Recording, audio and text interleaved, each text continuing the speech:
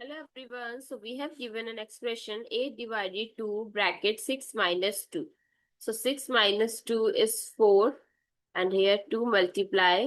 2 multiply 4 is 8 and 8 divided by 8 is 1, which is the incorrect answer because this is not the right approach to solve this type of problem. You have to follow order of operation, that is PEMDAS or PEMDAS rule, which says that first you have to solve the parenthesis, then exponent, then division, multiplication, addition, and then subtraction. So first in parenthesis it is 6 minus 2, that is 4. So the expression is 8 divided by 2 times 4.